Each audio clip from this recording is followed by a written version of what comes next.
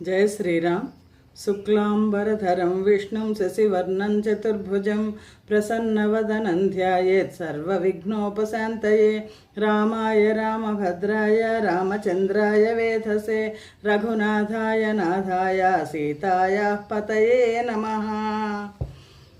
వాల్మీకి రామాయణం శ్రీ పుల్లల శ్రీరామచంద్రుడి గారు రచించినది. అందులో 50వ సర్గ దగ్గరికి వచ్చాం. 49వ సర్గలో అహల్య శాప విమోచనం అయిపోయింది.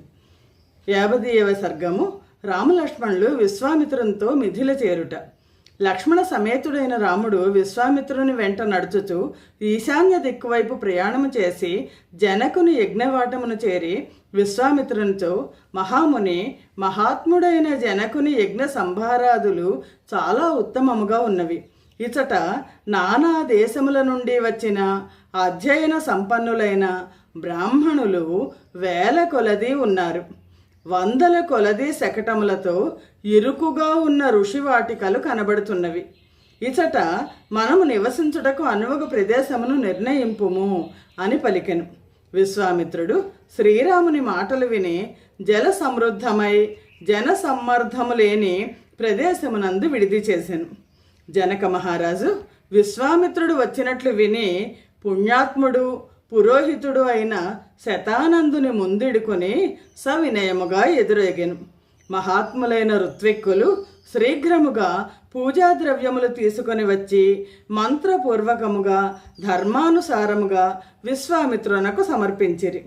విశ్వామిత్రుడు జనకుడు చేసిన పూజలను అందుకొని, మహారాజా, నీవు కుశలముగా ఉన్నావా? యజ్ఞము ఎట్టి లోపములు లేకుండా జరుగుతున్నదా అని ప్రశ్నించెను. విశ్వామిత్రుడు ఉపాధ్యాయులను, పురోహితుని, మునులను న్యాయానుసారముగా కుశల ప్రశ్నము చేసి వారందరితో కలిసి ఆనందముతో ఉండెను. పిమ్మట జనకుడు అంజలి ఘటించి విశ్వామిత్రునితో ఇట్లు పలికెను. ఓ పూజ్యుడా, మునులతో కూడి నీవు ఆసనంపై కూర్చుండుము. జనకుని వాక్యము విని విశ్వామిత్రుడు కూర్చుండెను. పిమ్మట పురోహితుడైన శతానందుడును, ఋత్విక్కులను, రాజును, మంత్రులను కూర్చుండిరి. వారందరినూ న్యాయానుసారముగా ఉచిత ఆసనములపై కూర్చున్న పిమ్మట జనకుడు విశ్వామిత్రునితో ఇట్లు పలికెను. మహర్షి, ఈనాడు దేవతలు సర్వాంగ సంపన్నమైన నా యజ్ఞమును సఫలము చేసినారు. పూజ్యుడవైన నీ దర్శనము లభించినది కాన ఈనాడు నా యజ్ఞము సఫలమైనది. మునులతో కలిసి నీవు నా యజ్ఞవాటమునకు వచ్చుటయే నేను ధన్యుటనైతిని, నీ అనుగ్రహమునకు పాత్రుడనైతిని. ఈ యజ్ఞము పూర్తి అగుటకు ఇంకా 12 దినములే ఉన్నవని పండితులు చెప్పుతున్నారు. పిమ్మట యజ్ఞ భాగము కొరకు వచ్చు దేవతలను చూడగలవు.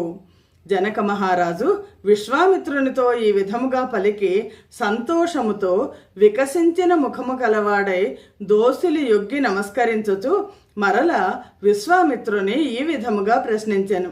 విశ్వామిత్ర, దేవతలతో సమానమైన పరాక్రమము కలవారు, గజ సింహముల నడక వంటి నడక కలవారు, వీరులు, శార్దూల వృషభములతో సమానమైన వారు, పద్మపత్రముల వలె విశాలమైన నేత్రములు కలవారు, ఖడ్గములను, అంబుల పొదులను, ధనస్సును ధరించిన వారు, అశ్వనీ దేవతల వంటి సౌందర్యము కలవారు, యవ్వన ప్రారంభంలోనున్నవారు, దేవలోకము నుండి భూలోకమునకు దిగివచ్చిన దేవతల వలె ఉన్నవారు అయిన ఈ బాలురు ఎవరివారు? ఇతటికి కాలినడకనే వచ్చినారేమి? ఎందుకు వచ్చినారు? శ్రీరామచంద్రుని గురించి, లక్ష్మణుని గురించి ఎంత చక్కగా అడిగారో జనక మహారాజు. మహాముని, శ్రేష్టమైన ఆయుధములను ధరించిన ఈ వీరులు ఎవరి కుమారులు? జునపములు అంటే ఇలా జుట్టు జులపాలు, జునపములు ధరించిన ఈ వీరులు ప్రమాణమునందును ఇంగితములందును అంటే చేష్టల ఎందును ఒకరితో ఒకరు పోలి ఉన్నారు. ఒకరికొకరు పోలికలు ఉన్నాయి రామలక్ష్మణులకి. చంద్ర సూర్యులు ఆకాశమును ప్రకాశింపచేసినట్లు ఈ ప్రదేశమును ప్రకాశింపచేయుచున్నారు. ఈ వీరులను గూర్చి తెలుసుకొనదలుచుకుచున్నాను.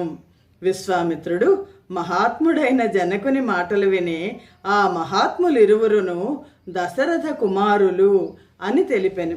మహా తేజస్శాలియగు విశ్వామిత్రముని మహాముని రామలక్ష్మణులు నిర్భయముగా సిద్ధాశ్రమమునకు వచ్చి అచట నివసించిన రాక్షసులను సంహరించుట, విశాల నగరమును చూచుట, అహల్య సందర్శనము, గౌతమునితో సమాగమము, శివధనస్సును పరీక్షించుటకై మిథిలకు వచ్చుట మొదలగు విషయములన్నయు జనక మహారాజునకు తెలిపెను.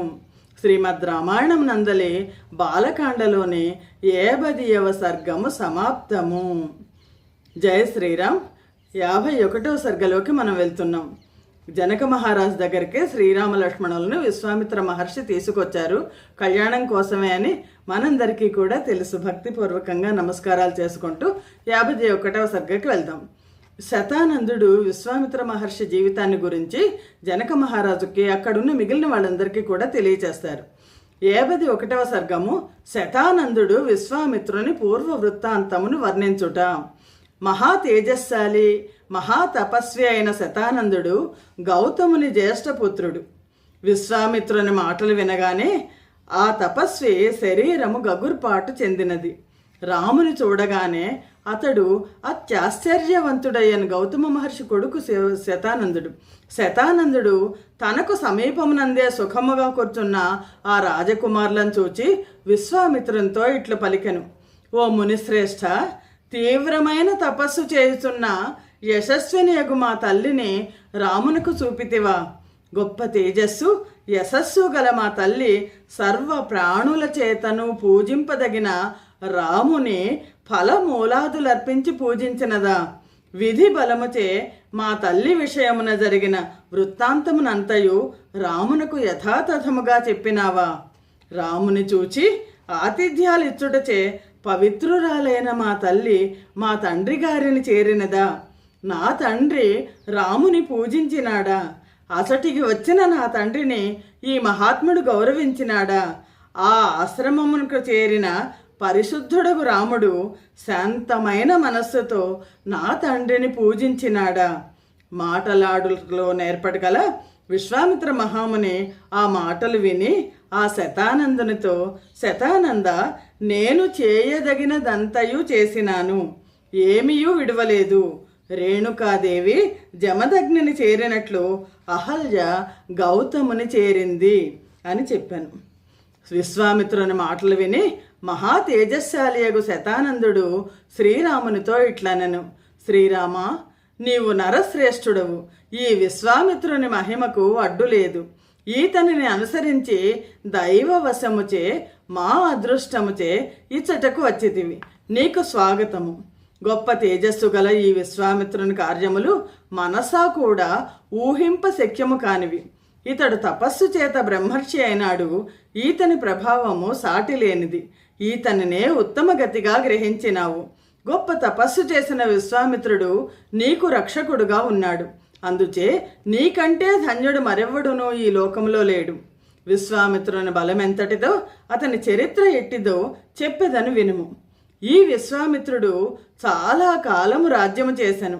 రాజుగా ఉన్నప్పుడు ఇతడు ధర్మాత్ముడు, శత్రు వినాశకుడు, ధర్మవేత్త, సకల విద్యలను అభ్యసించినవాడు, ప్రజల మేలు కోరువాడు అని కీర్తి పొందినాడు. బ్రహ్మపుత్రుడైన కుషుడనిడి రాజు ఉండెను.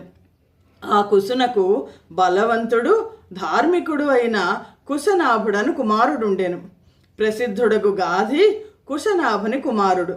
మహా తేజస్శాలి అయిన ఈ విశ్వామిత్రమని ఆ గాధి యొక్క కుమారుడు. మహా తేజస్శాలి అయిన విశ్వామిత్రుడు చాలా వేల సంవత్సరములు రాజ్యము చేశాను. ఒకప్పుడు సైన్యమును సమకూర్చుకొని అక్షౌహిణి ప్రమాణములో ఉన్న సైన్యం వెంటరాగా భూమిని అంతయు తిరిగెను. రామ, విశ్వామిత్రుడు నగరములందును, రాష్ట్రములందును, నదీ గిరి ప్రాంతములందును, ఆశ్రమములందును క్రమముగా సంచరించుచూ వశిష్ఠుని ఆశ్రమము చేరెను. ఆ ఆశ్రమము నానా విధములగు వృక్షములతోనూ పక్షి గణములతోడను వ్యాప్తమై ఉండెను. అచ్చట సిద్ధ, చారణ, దేవ, దానవ, గంధర్వ, కిన్నరాదులు నివసించుచుండిరి. ఆ ఆశ్రమము ప్రశాంతములైన లేళ్లతోనూ పక్షి సముదాయములతోనూ ఒప్పుచుండెను. బ్రహ్మర్షి గణములు దేవర్షి గణములు ఆ ఆశ్రమమును ఆశ్రయించి ఉండిరి. తపస్సును ఆచరించి సిద్ధి పొందినవారు, అగ్నితో సమానులు, మహాత్ములు, మనస్సు నిగ్రహించిన వారు, రోషమును జయించిన వారు, జితేంద్రియులైన వారు అయిన ఋషులు అసట నివసించుతుండిరి. వారిలో కొందరు నీరు మాత్రమే భక్షించుతుందురు, కొందరు వాయువునే భక్షించుతుందురు, కొందరు రాలిన ఆకులను మాత్రమే ఆహారంగా తీసుకొనివారు. పార్వతీదేవి రాలిన ఆకులను ఆహారంగా తీసుకొని తపస్సు చేసింది కాబట్టి ఆవిడని అపర్ణ అని అన్నారు. జప హోమములందు ఆసక్తి కల వాలఖిల్యులను ఇతరులైన వైఖానసులను ఆ ఆశ్రమమునకు శోభ కలిగించుచుండిరి. విజయవంతులలో శ్రేష్ఠుడు మహాబలశాలి యోగ విశ్వామిత్రుడు రెండవ బ్రహ్మలోకము వలె ఉన్న వశిష్ఠ ఆశ్రమమును చూచెను. శ్రీమద్ రామాయణం నందలి బాలకాండలోని 51వ సర్గము సమాప్తము. ఈ సర్గలో విశ్వామిత్రుడు రాజుగా తన అక్షోహిణి సైన్యంతో వశిష్ఠుని ఆశ్రమానికి రావడం మనకు కనిపిస్తుంది. జై శ్రీరామ్. 52వ సర్గం. వశిష్ఠుడు విశ్వామిత్రుని సత్కరించుటకై కామధేనువుని ఆదేశించుట. గొప్ప బలము కలవాడును వీరుడును అగు ఆ విశ్వామిత్రుడు మునులలో శ్రేష్ఠుడైన వశిష్ఠుని చూచి చాలా సంతసించి సవినయముగా నమస్కరించెను. విశ్వామిత్రుడు వశిష్ఠుని ఆశ్రమానికి వచ్చి వశిష్ఠ మహర్షిని కలిశాను. పూజ్యుడైన వశిష్ఠుడు అతనికి స్వాగతం పలికి ఆసనమిచ్చెను. పిమ్మట మునిశ్రేష్ఠుడైన వశిష్ఠుడు విశ్వామిత్రునకు న్యాయానుసారముగా ఫలమూలములను సమర్పించెను. మహా తేజస్శాలియుగా విశ్వామిత్ర మహారాజు వశిష్ఠుడు చేసిన పూజను స్వీకరించి, మీ తపస్సునకు అగ్నిహోత్రమునకు శిష్యులకును వృక్ష సముదాయమునకును క్షేమమే కదా అని ప్రశ్నించెను. అన్నీయూ క్షేమముగానున్నవి అని వశిష్ఠుడు సమాధానమిచ్చెను. బ్రహ్మపుత్రుడగు వశిష్ఠుడు సుఖాసీనుడై ఉన్న విశ్వామిత్ర మహారాజును ఇట్లు ప్రశ్నించెను. మహారాజా, నీకు క్షేమమే కదా? నీవు ధార్మికుడవైన వీరుడవు, ధర్మముచే ప్రజలను రక్షించుతుందువు, వారిని రాజవృత్తానుసారంగా పరిపాలించుతున్నావా? నీ భృత్యులను చక్కగా పోషించుతున్నావా? వారు నీ ఆజ్ఞను అతిక్రమించక ఉన్నారు కదా? నీ శత్రువులందరినీ జయించితివా? నీ సేనలు, కోశములు, మిత్రులు, పుత్ర పౌత్రాదులు అందరూ కుశలమే కదా? మహా తేజస్శాలి అయిన విశ్వామిత్ర మహారాజు అంతయు కుశలమే అని వశిష్ఠునకు సవినయముగా నివేదించెను.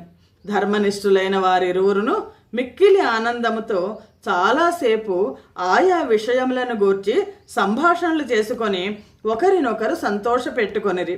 సంభాషణాంతమునందు పూజ్యుడైన వశిష్ఠుడు నవ్వుచూ విశ్వామిత్రునితో, విశ్వామిత్ర, మహాబలశాలివైన నీకును నీ సైన్యమునకును యథోచితముగా అతిథి సత్కారము చేయగోరుచున్నాను, దానిని స్వీకరించుము.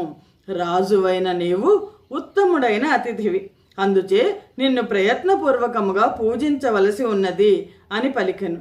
మామూలుగా ఎవరో చెప్పకుండా మనకు ఎవరైనా అతిథులు వస్తే మనం ఏం పెడితే అది తింటారు. అలా కాకుండా ప్రత్యేకమైన అతిథులు వస్తే ప్రత్యేకంగా మనం తయారు చేయాలి. రాజు అనే వ్యక్తి ప్రత్యేకమైన అతిథి. విశ్వామిత్రుడు వశిష్ఠునికి ప్రత్యేకమైన అతిథి. వశిష్ఠుని మాటలు విన్న బుద్ధిశాలియగు విశ్వామిత్రుడు, పూజ్యుడా, నీవు ప్రియమైన మాటలు పలికితివి, ఇదే నాకు ఆతిథ్యము. నీ ఆశ్రమంలో లభించు ఫలమూలాధికమును పాద్యమును ఆచమనమును ఇచ్చి పూజార్హుడవైన నీవు నన్ను సర్వ విధములా సత్కరించితివి. ఇదే చాలు, నేను వెళ్ళెదను. నన్ను స్నేహపూర్వమైన దృష్టితో చూచుచుండుము అని పలికెను. విశ్వామిత్రుడి ఇట్లు పలికిలను. ధర్మాత్ముడును ఉదార బుద్ధియోగ వశిష్ఠుడు ఆతిథ్యము స్వీకరించమని అతనిని మాటి మాటికి నిర్బంధించెను. చివరికి విశ్వామిత్రుడు వశిష్ఠునితో, మునిశ్రేష్ఠ, నీకు ఎట్లు ప్రియమో అట్లే తప్పక అగునుగాక అని పలికెను. సరే, అంతగా చెప్తున్నారు కదా, మీరు మహర్షులు, మీ దగ్గర ఏముంటుంది? మేము రాజులము, మేము అందరికీ పెట్టగలం, కానీ మేము తీసుకునే మమ్మల్ని మీరు పోషించలేరు అన్నట్లు. సరే అయితే అలాగే, మీరేం పెడితే అది మేము తింటామన్నారు. మహా తేజస్శాలి, మునులలో గొప్పవాడు, పాపములను నశింపచేయువాడు అయిన వశిష్ఠుడు విశ్వామిత్రుని మాటలు విని సంతోషించి తన వద్ద ఉన్న శబల అను చిత్రవర్ణము కల కామధేవుని పిలిచి, ఓ శబల, రమ్ము రమ్ము, నా మాట వినుము. నేను సేనా సమేతుడైన ఈ రాజర్షికి శ్రేష్టమైన భోజనమొసంగి సత్కరింప నిశ్చయించినాను. తగిన ఏర్పాట్లు చేయుము. ఎవరికి ఏది ఇష్టమో దానిని అతని కోరిక ప్రకారము నాకుగాను శీఘ్రముగా ఇమ్ము. రసాయనముతోనూ తినదగినవి, త్రాగదగినవి, నాకదగినవి, పీల్చదగినవి అంటే భక్ష్య, భోజ్య, లేహ్య, చోష్య, పానీయాలు మొదలైన పదార్థములతోనూ కూడిన ఆహార సముదాయమును శీఘ్రముగా సమకూర్చుము అని ఆజ్ఞాపించెను. శ్రీమద్ రామాయణం నందలి బాలకాండలోని 52వ సర్గము సమాప్తము. జయ శ్రీరామ్. విశ్వామిత్రుడు వశిష్ఠుని ఆశ్రమానికి రావడం, వశిష్ఠుడు విశ్వామిత్రునికి ఆతిథ్యాన్ని ఇస్తానండం, దానికి విశ్వామిత్రుడు ఒప్పుకోవడం, కామధేను కుమార్తె అయిన శబలను ఈ సైన్యానికి మొత్తానికి కూడా ఆతిథ్యం ఇమ్మని కోరడం జరిగింది. జయ శ్రీరామ్. 53వ సర్గం. విశ్వామిత్రుడు కామధేనువును కోరగా వశిష్ఠుడు నిరాకరించుట. రామ, ఆ కామధేనువు వశిష్ఠుడు చెప్పిన విధముగా ఎవరెవరికి ఏది ఇష్టమో దానినంతయు సమకూర్చెను. ఆ కామధేనువు చెరకుగడలు, తేనెలు, పేలాలు, మంచి పాత్రల్లో పోసిన మద్యములు, అవి కూడా శ్రేష్టములైన పానీయములు, అనేక విధములైన భక్ష్యములు సృష్టించెను. అతడ వేడిగా ఉన్న పర్వతముల వంటి అన్నరాసులు, మధురాన్నములు, పాయసాలు, సూపములు, పెరుగు కాలువలు, వివిధ రసములను చేర్చి వండిన పదార్థములతో నింపబడిన పాత్రలు, బెల్లముతో చేసిన పదార్థములు వేల కొలది ఏర్పడినవి. ఈ విధముగా వశిష్ఠుని ఆతిథ్యముచే విశ్వామిత్రుని సైన్యంలోని వారందరూ భుజించి సంతృప్తి చెంది ఆనందించిరి. రాజర్షి అయిన విశ్వామిత్రుడును, అతని అంతఃపుర కాంతలను, అతనితో వచ్చిన బ్రాహ్మణ పురోహితాదులను తృప్తి చెంది ఆనందించిరి. అమాత్య, మంత్రి, భృత్య సమేతముగా వశిష్ఠుని పూజలందుకున్న విశ్వామిత్రుడు సంతోషించి వశిష్ఠునితో, ఓ బ్రాహ్మణోత్తమ, పూజార్హుడవైన నీవు నన్ను పూజించి సత్కరించినావు. నేనొక మాట చెప్పేదను వినుము. 1,00,000 గోవులనిచ్చేదను. ఈ శబలను నాకిమ్ము. ఓ పూజ్యుడా, ఈ ధేనువు రత్నము వంటిది. రత్నములు రాజు సొమ్ము, అందుచే ఇది నాకు చెందవలసి ఉన్నది. కావున ఈ ధేనువును నాకిమ్ము అని పలికెను. ఆతిథ్యాన్ని స్వీకరించి ఊరుకోకుండా, నీకు ఈ ఆతిథ్యం చేయడానికి నీకున్న శక్తి ఈ శబలే కదా, ఈ శబలను నాకు ఇచ్చేయని అడిగాడు విశ్వామిత్రుడు. ధర్మాత్ముడైన వశిష్ఠ మహాముని విశ్వామిత్రుని మాటలు విని, రాజా, నీవు 1,00,000 కొలది ఆవులు ఇచ్చినాను. ఎందుకంటే 1,00,000 ఆవులు కావాలంటే శబల సృష్టి చేస్తుంది. కొన్ని 100 కోట్ల ఆవులు ఇచ్చినను, వెండి రాసులు ఇచ్చినను, నేను ఈ శబలను నీకు ఇవ్వను. ఈ ధేనువు నా నుండి దూరమగుటకు వీలు లేదు. ఈ ధేనువునకును నాకును ఉన్న సంబంధము బుద్ధిమంతునకును కీర్తికిని గల సంబంధము వలె శాశ్వతమైనది. హవ్యము, కవ్యము, నా ప్రాణయాత్ర, అగ్నిహోత్రము, భూతబలి, హోమము ఇవన్నీ ఈ ధేనువుపై ఆధారపడి ఉన్నవి. వశిష్ఠ మహర్షికి కావాల్సిన యజ్ఞయాగాదులు చేయడానికి కావాల్సిన సమస్త సంభారాన్ని శబలే ఇస్తోంది. స్వాహాకార వషట్కారములు అనగా దేవతాదులకు హవిరాదులు అర్పించుట అని అర్థం. నానా విధములైన విద్యలు ఇవన్నీ ఈ కామధేనువు మీదనే ఆధారపడి ఉన్నవి. నిజముగా ఈ ధేనువు నా సర్వస్వము, నాకు ఆనందము కలిగించున్నది. ఇంకను అనేక కారణములను బట్టి కూడా ఈ ధేనువును నేను నీకు ఇవ్వను అని బదులు చెప్పాను. మాటలలో నేర్పరే అయినా ఇక్కడే మనకు కనిపిస్తుంది. ఎవరింటికన్నా వెళ్తే వాళ్ళ ఇంట్లో చాలా బాగుంది, ఇది ఇచ్చేయమంటే ఇస్తారా? మాటలలో నేర్పరైన విశ్వామిత్రుడు వశిష్ఠుని మాటలు విని మిక్కిలి తొందరబాటుతో ఇట్లు పలికెను. బంగారు నడుముతాళ్ళు, మెడతాళ్ళును గలవి, బంగారు అంకుశములు కలవి అయిన 14,000 ఏనుగులను నీకు ఇచ్చేదను. తెల్లని గుర్రములు కలవి, 4 గుర్రములు కట్టదగినవి, చిరు గంటలచే అలంకరించబడినవి అయిన 800 బంగారు రథములను నీకు ఇచ్చేదను. మంచి దేశమునందు, మంచి జాతి అందు పుట్టిన గొప్ప బలము గల 11,000 అశ్వములను నీకు ఇచ్చేదను. నాకు ఈ శబలనిమ్ము. బ్రాహ్మణోత్తమ, రత్నములు కానీ బంగారం కానీ ఎంత కావాలని కోరెదవో అంతా ఇచ్చేదను, ఈ శబలను నాకిమ్ము. అవన్నీ కూడా శబల సృష్టించగలదు. విశ్వామిత్రుడు పలికిన పాటలు విని, అంటే విశ్వామిత్రుడు అప్పటికి ఇంకా రాజర్షి కాదు, ఓ రాజర్షి అని సంబోధించాడు వశిష్ఠుడు. రాజర్షి అయ్యుంటే ఇలా అడుగుండేవాడు కాదు. విశ్వామిత్రుడు పలికిన మాటలు విని వశిష్ఠుడు, రాజా ఏమైనను శబలను ఇవ్వను. వశిష్ఠునికి బంగారం మీద కానీ, అశ్వముల మీద కానీ, గజాల మీద కానీ, రథాల మీద కానీ మోహం లేదు, అజ్ఞానం లేదు. నాకు ఇదే రత్నము, ఇదే ధనము, ఇదే నా సర్వస్వము, ఇదే నా జీవితము. నాకు దర్శపూర్ణమాస యాగములు, మంచి దక్షిణలు గల యజ్ఞములు, వివిధములైన ఇతర క్రియలను ఈ ధేనువే. నా క్రియలన్నింటికీ ఇదే ఆధారము. ఇంకా ఉపయోగం లేని మాటలేలా ఈ కామధేనువును ఇవ్వను అని వశిష్ఠుడు చెప్పారు. శ్రీమద్ రామాయణం నందలి బాలకాండలో 73వ సర్గము సమాప్తము. జై శ్రీరామ్. 74వ సర్గము. విశ్వామిత్రుడు శబలను అపహరించబోవుట.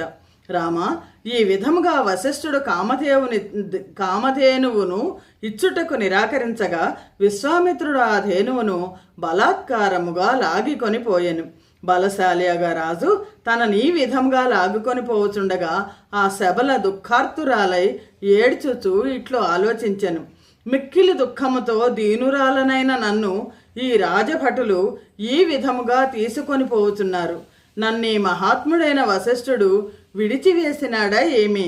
పవిత్ర హృదయుడైన ఈ మహర్షికి నేనేమి అపకారం చేసినాను? భక్తురాలను, ఇష్టురాలను, ఏ అపరాధమో ఎరుగని దాననైనా నన్ను ఈ విధముగా విడిచివేయుచున్నాడు. రామ, ఆ ధేనువు ఈ విధముగా ఆలోచించి మాటి మాటికి నిట్టూర్చుచూ తనను లాగుతున్న 100 కొలది ఉన్న విశ్వామిత్రుని భృత్యులను విదుల్చుకొని వాయువేగముతో వశిష్ఠుని వద్దకు వెళ్ళెను.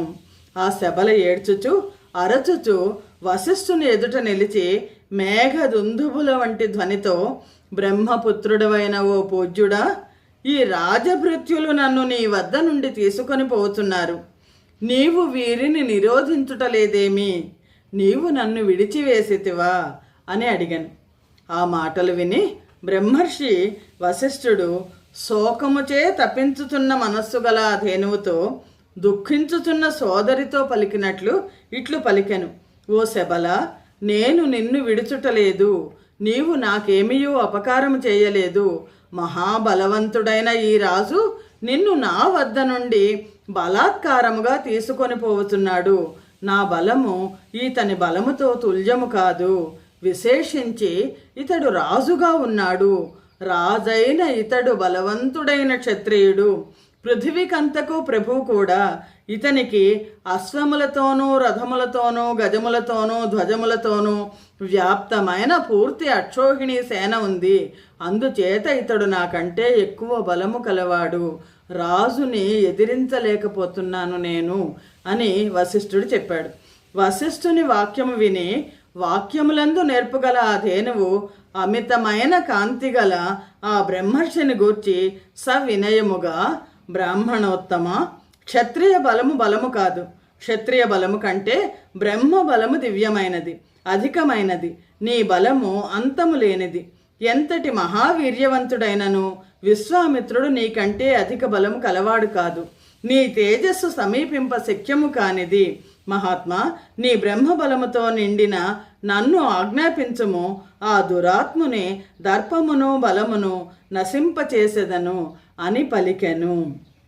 ఆ ధేనువు మాటలు విని మహాయశస్శాలియగు వశిష్ఠుడు, శత్రు సైన్యమును నశింపచేయగలిగిన సైన్యమును సృజించుము అని పలికెను.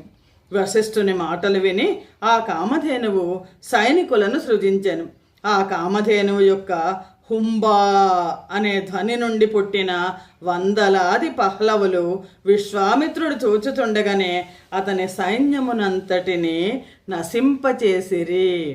అంతట విశ్వామిత్ర మహారాజు తన సైన్యము ఈ విధముగా నశించుతుండగా చూచి చాలా కోపించి, కోపము చేత కళ్ళు పెద్దవి చేసి రథమును అధిరోహించి అనేక విధమైన ఆయుధములతో పహ్లవులను నశింపచేశాను.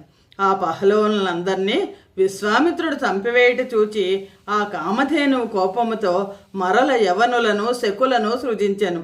కాంతి కలవారును మహావీర్యవంతులను బంగారు కింజల్కముల వలె ఉన్నవారుగో ఆ యవనులు శకులు భూమిని కప్పివేసిరి. పొడవైన ఖడ్గములను పట్టసములను చేతపట్టుకొని బంగారు వస్త్రములను ధరించి మండుచున్న అగ్నుల వలె ఉన్న ఆ శక యవనులు విశ్వామిత్రుని సైన్యమునంతను నశింపచేసిరి. పిమ్మట విశ్వామిత్రుడు మహాస్త్రములను ప్రయోగించగా యవనులను కాంభోజులను పహ్లవులను చెల్లా చెదరైపోయిరి. శ్రీమద్ రామాయణం నందలి బాలకాండలోని 54వ సర్గము సమాప్తము. శబల సృష్టించిన సైన్యాలను విశ్వామిత్ర మహర్షి విశ్వామిత్రుడు రాజుగా ఉన్నప్పుడు ఆయన ఓడింపచేసెను. జై శ్రీరామ్. 55వ సర్గము. విశ్వామిత్రుడు దివ్యాస్త్రములను ప్రయోగించుట, వశిష్ఠుడు బ్రహ్మదండము ధరించి విశ్వామిత్రుని ఎదుర్కొనుట, వారందర్ను విశ్వామిత్రుని అస్త్రములచే మోహితులై చెల్లాచెదరైపోవట చూచి వశిష్ఠుడు, ఓ కామధేనువా, యోగశక్తి చేత ఇంకనూ సృజించుము అని ఆ ధేనువును ప్రేరేపించెను. ఆ ధేనువు హుంభ అని ధ్వని చేయగా దాని నుండి సూర్యుని వంటి కాంతి గల కాంభోజులు పుట్టిరి. పొదుగు నుండి ఆయుధములను హస్తములందు ధరించిన పహ్లవులను, యోని నుండి యవనులను, గోమయ ప్రదేశము నుండి శకులను, రోమకూపముల నుండి మ్లేచ్ఛులు, హారీతులు, కిరాతులు పుట్టిరి. ఈ విధముగా జనించిన కాంభోజాదులందరూ పదాతి గజ అశ్వ రథములతో కూడిన విశ్వామిత్ర సైన్యమునంతయు క్షణములో నశింపచేసిరి. వశిష్ఠుడు తన సైన్యమును నశింపచేయటం చూసి విశ్వామిత్రుని 9 కుమారులు మిక్కిలి కోపించిన వారై అనేక విధములైన ఆయుధములను ధరించి మహాముని పైకి దుమికిరి. అతడు హుంకారముచే వారి అందరినీ భస్మము చేసెను. ఆ విశ్వామిత్ర కుమారులందరినీ అశ్వరథ పదాతులతో సహా క్షణములో భస్మము చేసెను. వశిష్ఠుడు అనంగానే ఆ హుంకారానికి విశ్వామిత్రుని 9 కొడుకులు కూడా భస్మమైపోయారు. ఆ విధముగా తన సైన్యమంతయు కుమారులు నశించిపోవుట చూచి విశ్వామిత్రుడు సిగ్గుతో చింతాక్రాంతుడయ్యను. వేగము లేని సముద్రము వలె, కోరలు తీసిన పాము వలె, రాహువు మింగిన సూర్యుని వలె కాంతి విహీనుడయ్యను. పుత్రులను సైన్యమును నశించుటచే అతడు రెక్కలు తెగగొట్టిన పక్షి వలె దీనుడై దర్పోత్సాహములు అడిగి దుఃఖమును పొందెను. పిమ్మట విశ్వామిత్రుడు, ఈ భూమిని క్షత్రియ ధర్మానుసారముగా పాలింపుము అని ఒక కుమారుణ్ణి నియమించి తర్వాత హిమవత్ పర్వతము సమీపం చేరి మహాదేవుని అనుగ్రహం కోరుతూ తపస్సు చేశాను. కొంతకాలమునకు దేవాధీశుడైన పరమేశ్వరుడు మహాబలశాలియగు విశ్వామిత్రునకు వరములనిచ్చుటకై ప్రత్యక్షమై, రాజా, ఎందుకు తపస్సు చేయుచున్నావు? నీవు చెప్పదలిచినదేదియో చెప్పుము, నీకు వరములనిచ్చేదను. నీవు కోరిడు కోరిక ఏదియో చెప్పుము అని అడిగాను. మహాదేవుడు ఇట్లు పలకగా విని మహాతపశ్శాలియగు విశ్వామిత్రుడు అతనికి నమస్కరించి, మహాదేవ, నీవు అనుగ్రహించినట్లయితే నాకు ధనుర్వేదమునంతయు సాంగోపాంగముగా సరహస్యముగా ఇమ్ము. దేవతలకును దానవులకును మహర్షులకును గంధర్వ యక్ష రాక్షసులకును తెలిసిన అస్త్రములన్నయూ నాకు స్మరించగాక. నీ అనుగ్రహం వలన నా కోరిక తీరుగాక అని ప్రార్థించను. ఆ వాక్యము విని మహాదేవుడు అటులనే అగుగాక అని పలికి వెడలిపోయాను. మహాబలశాలి అగు విశ్వామిత్రుడు స్వతః దర్పము కలవాడు, అహంకారం. ఆ అస్త్రములు లభించగానే అతని దర్పం ఇనుమడించెను. పూర్ణిమ పర్వమునందు సముద్రము పొంగినట్లు వీర్యము చేత వృద్ధి పొందుతున్నవాడే అతడు ఇప్పుడిక ఈ వశిష్ఠుడు తప్పక నశింపగలడు అని భావించుతూ వశిష్ఠాశ్రమమునకు పోయి అస్త్రములను విడువగా ఆ అస్త్రముల తేజస్సుచే ఆ తపోవనమంతయు దగ్ధమయ్యెను. ఆ విశ్వామిత్రాస్త్రములు విజృంభించడు చూచి అచట ఉన్న మునులందరూ దిక్కులను పట్టి పారిపోయిరి. వశిష్ఠుని శిష్యులను వేల కొలది మృగములను పక్షులను భీతి చెంది నలుదిక్కులకు పారిపోయిరి. మహాత్ముడైన వశిష్ఠుని ఆశ్రమము క్షణకాలములో మరుస్థలము వలె ప్రాణిశూన్యము నిశ్శబ్దము అయ్యను. సూర్యుడు మంచును నశింపచేసినట్లు ఈ విశ్వామిత్రుని నశింపచేసెదను. భయపడకుము అని వశిష్ఠుడు అనుచున్నను అతడి మునులును తదితర ప్రాణులు పారిపోయిరి. మునులలో శ్రేష్ఠుడు మహా తేజస్శాలి అగు వశిష్ఠుడు ఈ విధముగా పలికి క్రోధావిష్టుడై విశ్వామిత్రునితో, ఓరి మూఢాత్మ, చిరకాలము నుంచి పెంచిన ఆశ్రమమును నశింపచేసితివి. ఇంతటి దుష్కార్యము చేసిన నీవు ఇక జీవించవు అని పలికెను. మిక్కిలి కోపించిన వశిష్ఠుడు ధూమము లేని కాలాగ్ని వలె రెండవ యమదండము వలె ఉన్న బ్రహ్మదండమును శీఘ్రముగా చేత ధరించి నిలచెను. శ్రీమద్ రామాయణం నందలి బాలకాండలోని 55వ సర్గ సమాప్తము. జై శ్రీరామ్. 56వ సర్గము. విశ్వామిత్రునితో వశిష్ఠుడు యుద్ధానికి సిద్ధమయ్యాడు. విశ్వామిత్రుని అస్త్రములను వశిష్ఠుడు బ్రహ్మదండంతో శమింపచేయుట. వశిష్ఠుని వాక్యములు విన్న మహాబలశాలియగు విశ్వామిత్రుడు ఆగ్నేయాస్త్రమును ప్రయోగించుతూ నిలువుము అని పలికెను. పూజ్యుడైన వశిష్ఠుడు రెండవ కాలదండము వలె ఉన్న బ్రహ్మదండమునెత్తి కోపముతో, ఓ దుష్ట క్షత్రియ, నీకున్న బలమేదో చూపము. ఇప్పుడు నీ దర్పమును, నీ శస్త్రముల దర్పమును నశింపచేసేదను. నీ క్షత్రియ బలమెక్కువ, గొప్పదైన బ్రహ్మబలమెక్కడ? దివ్యమైన నా బ్రహ్మబలమును చూడుము అని పలికెను. విశ్వామిత్రుడు ప్రయోగించిన భయంకరమైన ఆగ్నేయాస్త్రం అగ్నివేదగము ఉదకముచే శాంతించినట్లు బ్రహ్మదండముచే శాంతించెను. విశ్వామిత్రుడు కోపించి వారుణ, రౌద్ర, ఐంద్ర, పాశుపత, ఐషికాస్త్రములను ప్రయోగించెను. విశ్వామిత్రుడు భయంకరమైన మానవ, మోహన, గాంధర్వ, స్వాపన, జృంభణ, మాదన, సంతాపన, విలాపన, శోషణ, దారణ, వజ్రాస్త్రములను, బ్రహ్మపాశ వరుణపాశములను, మైనాక దయితాస్త్రములను, పైనాక దయితాస్త్రములను, శుష్కము, ఆర్ద్రము అను 2 వజ్రములను, దండ, పైశాచ, క్రౌంచాస్త్రములను, కంకాళ, ముసలములను 2 శక్తులను, వైద్యాధర, కాల, త్రిశూల, కాపాల, కంకణాస్త్రములను ప్రయోగించెను. వశిష్ఠుని బ్రహ్మదండము ఆ అస్త్రములన్నిటినీ మింగివేసెను. ఆ అస్త్రములన్నీ శాంతింపగా విశ్వామిత్రుడు బ్రహ్మాస్త్రము ప్రయోగించెను. ఆ అస్త్రము ప్రయోగించుటం చూచి అగ్ని ఆది దేవతలు, దేవర్షులు, గంధర్వులు, మహోరగులు కలత చెందిరి. బ్రహ్మాస్త్రము ప్రయోగింపగానే ముల్లోకములు బాధ చెందెను. వశిష్ఠుడు బ్రహ్మతేజ ప్రభావముచే బ్రహ్మదండము చేత ఆ అతి భయంకరమైన బ్రహ్మాస్త్రమును కూడా పూర్తిగా మింగివేసెను. బ్రహ్మాస్త్రమును మింగుతున్న సమయమున ఆ మహాత్ముడైన వశిష్ఠుని రూపము రౌద్రమై అతి దారుణమై ముల్లోకములను మూర్ఛనొందించునదిగా ఉండెను.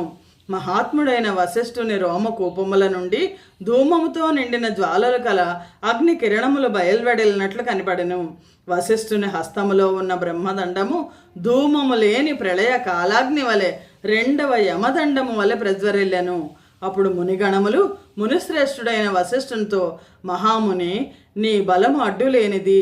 నీ తేజస్సునందే నిగ్రహించుము.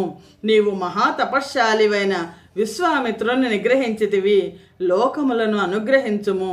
లోకముల బాధ తొలగుగాక అని పలికిరి. మహాతేజస్శాలి, మహాతపశ్శాలి అయిన వశిష్ఠుడు వారి మాటలు విని శాంతించెను. ఈ విధముగా భంగపాటు చెందిన విశ్వామిత్రుడు నిట్టూర్చుచు, ఛీ, క్షత్రియ బలమేమి బలము, బ్రహ్మ తేజోబలమే నిజమైన బలము. ఒక్క బ్రహ్మదండము నా అస్త్రములనన్నింటినీ మింగివేసినది కదా అని అనుకొని ఆలోచించెను. ఇప్పుడు నేను ఈ విషయమును గ్రహించి తిని, అందుచేత మనస్సును, ఇంద్రియములను నిర్మలముగా ఉంచుకొని నాకు బ్రాహ్మణత్వమునొసగు తీవ్ర తపస్సు చేసేదను అని నిశ్చయించుకొనెను.